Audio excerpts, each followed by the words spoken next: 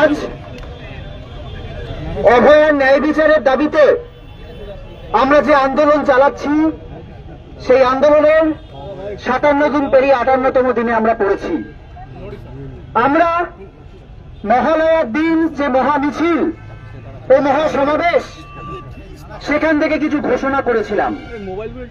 আমরা বলেছিলাম আমাদের এই আন্দোলন, আমাদের এই ন্যায় বিচারের আন্দোলন, অভয়ার ন্যায় বিচারের আন্দোলন এবং তার সাথে সাথে আর একটাও যাতে অভয়ার না হয় তা সুনিশ্চিত করার আন্দোলন।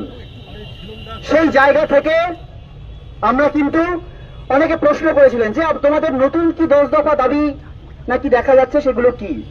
আমরা বারবার বলেছি যে এই 10 দফা দাবি আসলে দুটো দাবি। প্রথম দাবি অভয়ার ন্যায় বিচার এবং বাকি প্রত্যেকটা দাবি জড়িয়ে আছে আর একটাও যাতে অভয়া না হয় তার জন্য। সেখানে কি কি রয়েছে?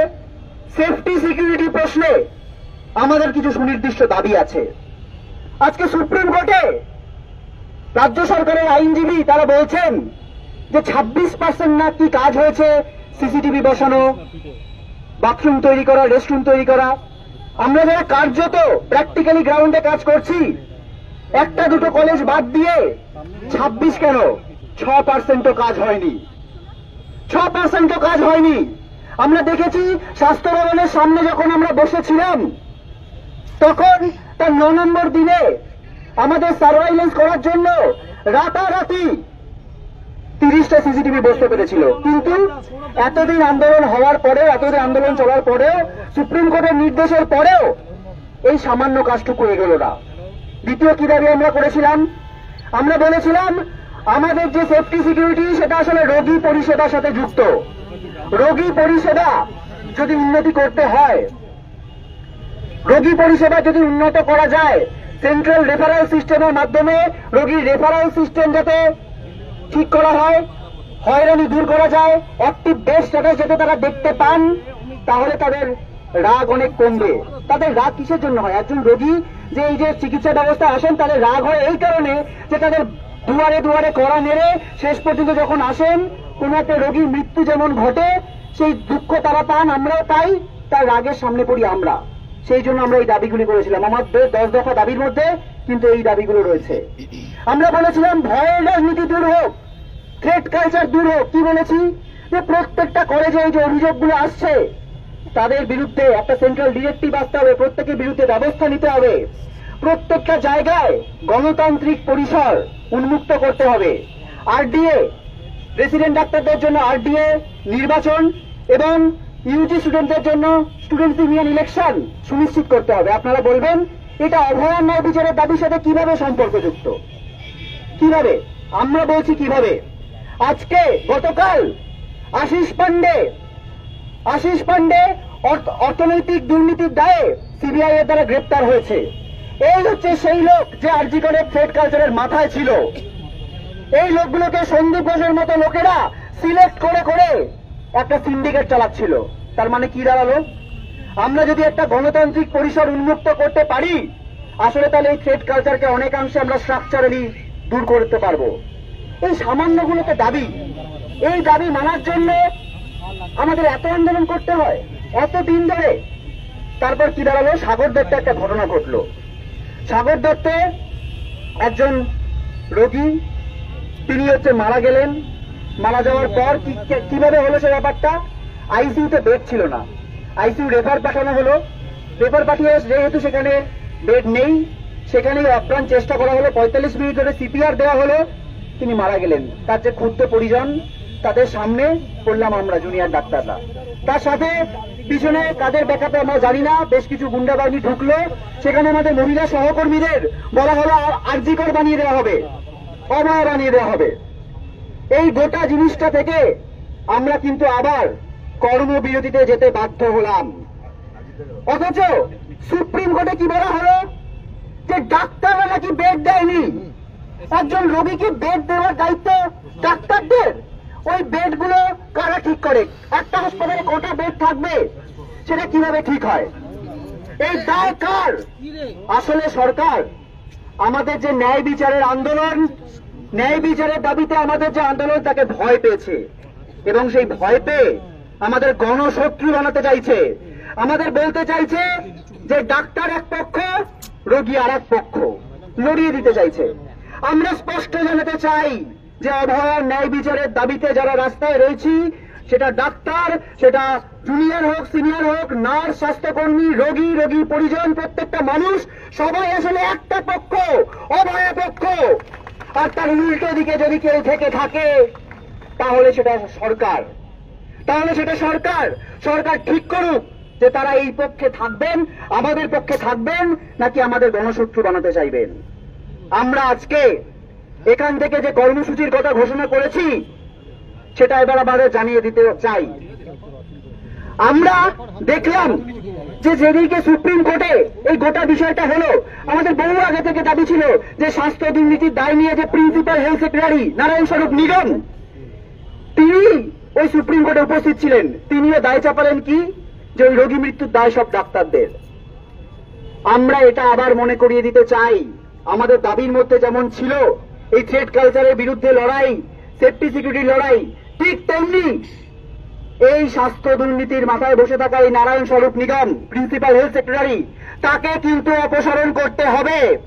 এই দাবি কিন্তু আমরা রেখেছি, এই দাবি কিন্তু আমাদের 10 দফা দাবির মধ্যে রয়েছে। এরপর আসি তার পরের কথায়। আমরা মহাসমাবেশ থেকেই ঘোষণা করেছিলাম, সেদিনকে এত মানুষের ঢল, এত সাধারণ মানুষ, প্রত্যেকের যে বুকের আগুন, প্রত্যেকের যে আবেগ, সেই আগুন নিয়ে আমরা কিন্তু এগিয়ে চলেছি। এটা একটা গণ আন্দোলন। আমরা যে রোগী রয়েছেন তাদের প্রত্যেকের কথা ভেবে আমরা ঠিক করেছিলাম, এবং গতকাল আমরা জিবি করে ঠিক করেছি যে আমরা আজকে থেকে কর্মবিরতি প্রত্যাহার করছি, সম্পূর্ণরূপে প্রত্যাহার করছি।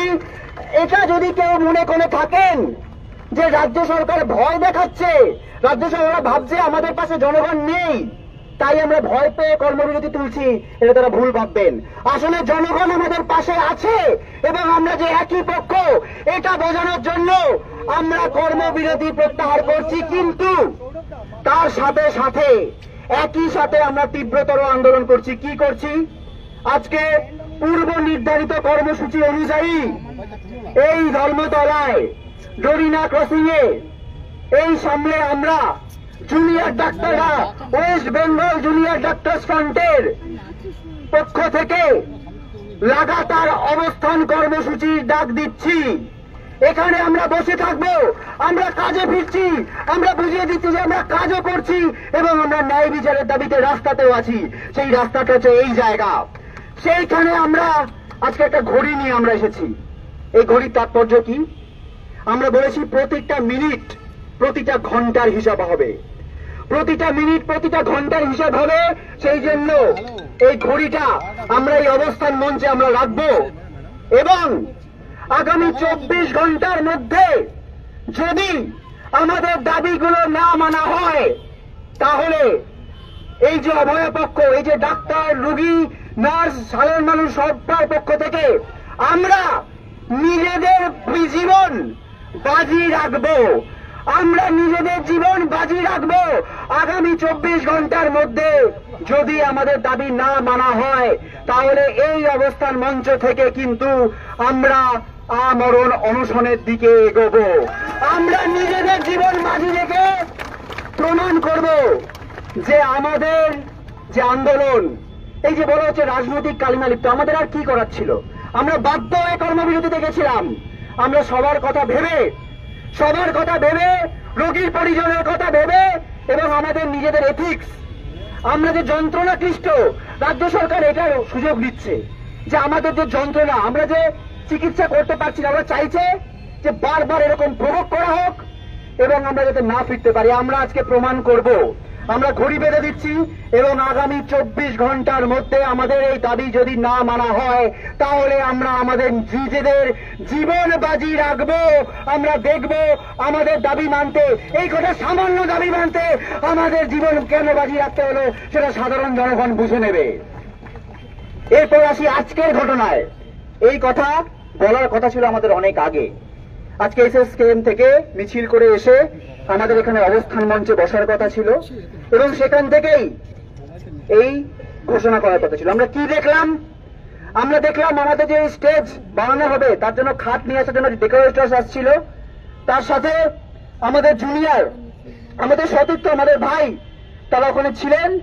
তাদেরকে হঠাৎ করে ওয়াই চ্যানেলের সামনে পুলিশ টেনে হিঁচড়ে লাথি মারলো, টেনে হিঁচড়ে মাটিতে ফেলে দিল এবং লাথি মারলো। আমরা গিয়ে যখন বলছি যে এটা কেন হলো, আমরা এটা একটা শান্তি, ওরা বলছে যে আপনারা অবস্থান করবেন, আপনারা রাস্তা ব্লক করছেন। আমরা কোন রকম রাস্তা ব্লক করতে চাই না। আমরা একদম রাস্তার এক পাশে যাতে কারোর কোনো অসুবিধা না হয় সেইভাবেই অবস্থান মঞ্চ কিন্তু আমরা বানাচ্ছি এবং সেভাবেই কন্টিনিউ করব। কিন্তু তার জন্য আমাদের জুনিয়রকে আজকে মার খেতে হলো। পুলিশকে যখন আমরা দেখাচ্ছি সেই ভিডিও, বলছে আমরা নাকি চিনি না। তারা চিনে না কে মেরেছে। আমরা প্রশ্ন করতে চাই যে আজকে একটা জুনিয়র ডাক্তারের গায়ে হাত উঠলো কিভাবে? এর জবাব কে দেবে? এর জবাব কে দেবে?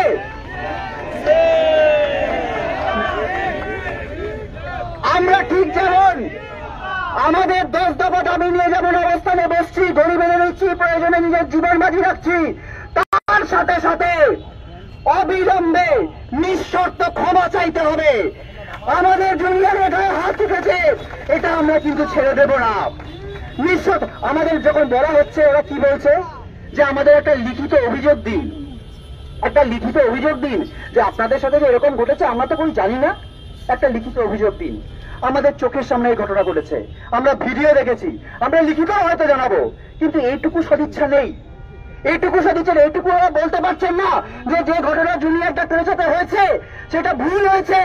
এইটুকু ক্ষমা চাওয়ার সিদ্ধারা তাদের নেই যে সিদ্ধারাটা আমরা লালবাজারে দিয়ে এসেছিলাম সেটা কি তারা ফেলে দিয়েছেন, সেটা কি তারা বিক্রি করে দিয়েছেন, সেই সিদ্ধারাগুলো কি তারা আবর্জনা স্তূপে ফেলে দিয়েছেন?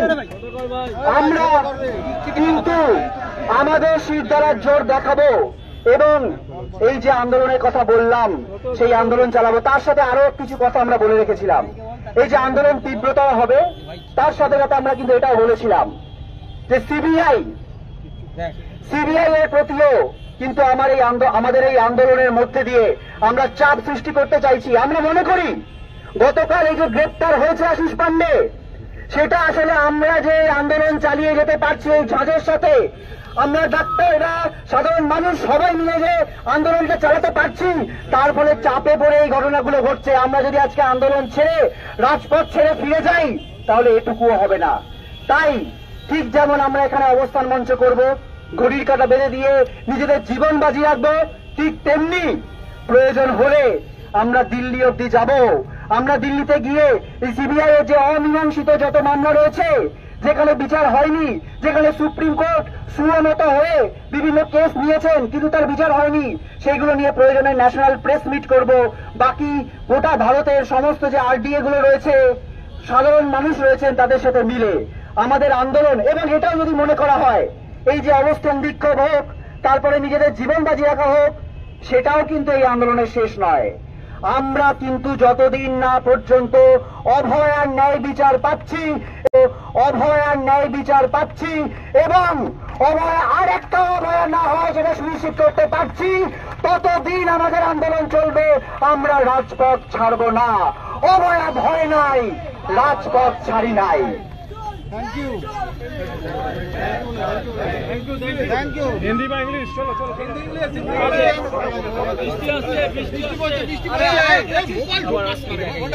আমাদের যে সুনির্দিষ্ট দাবি ছিল গণতান্ত্রিক পরিবেশে বৃহত্তর করার যে জায়গা, যাতে দ্বিতীয় অভয়ের মতন কোনো ঘটনা না ঘটে, সেই দাবি সম্পর্কে অবিলম্বে করুন। আমরা তো যা কথা বলেছি, এই আন্দোলনের থেকে উঠে আসা যে কথা থ্রেড কালচার, এই আন্দোলনের জায়গা থেকে জন্ম হওয়া থ্রেড কালচার, তাহলে এই থ্রেড কালচার আমরা মনে করি সম্পূর্ণরূপে নিপাত হওয়া উচিত। কি চেয়েছি আমরা বলেছি স্টেট লেভেল ইনকোয়ারি কমিটি তৈরি করুন, কলেজ ইনকোয়ারি কমিটি তৈরি করুন। আপনি মাননীয় মুখ্যমন্ত্রীর সাথে আলোচনায় যে টাস্ক ফোর্সের কথা বলেছিলেন, আমরা বলেছি কলেজ ওয়াইজ টাস্ক ফোর্স তৈরি করুন। রোগী পরিষেবা যদি সুরক্ষিত না হয় তাহলে ডাক্তার কখনো সুরক্ষিত বোধ করতে পারে না।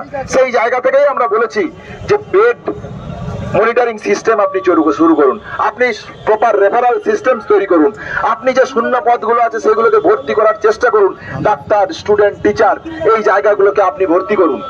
তাহলে আপনি যদি এই ভর্তি না করেন, শুধুমাত্র ওই 5টা 4টা সুপার স্পেশালিটি হাসপাতাল দিয়ে সাধারণ মানুষকে পরিষেবা দেওয়া যায় না, দরকার পরিকাঠামো।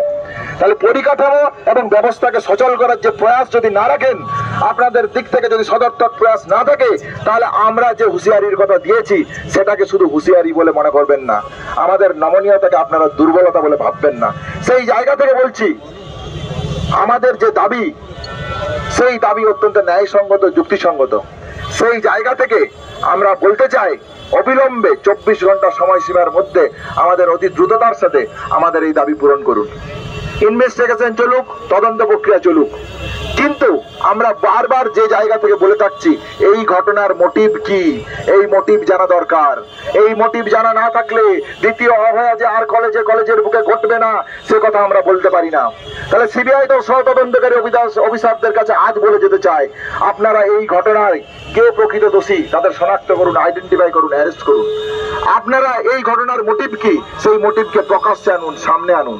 তাহলেই আমরা মনে করি অভয়ার বিচারের পথে অগ্রগতির ধাপ হবে। দ্বিতীয় অভয়া আরজি করের বুকে, বিভিন্ন কলেজের বুকে যে কালচারের জায়গা জন্ম হয়েছে, সেই জায়গা থেকে আমরা একটা বিচারের পথে সদর্থক জায়গা আমরা ভেবে দেখতে পাবো। এই বলে আমি আমার বক্তব্য শেষ করলাম। ধন্যবাদ। তাই তোমরা কলেজে গিয়ে, মেডিকেল কলেজে গিয়ে তোমরা কাজে যোগ দেবে। তোমরা যদি কাজে থাকো তাহলে সেটা অনুষ্ঠান মঞ্চে কারা থাকবে? একদমই তাই।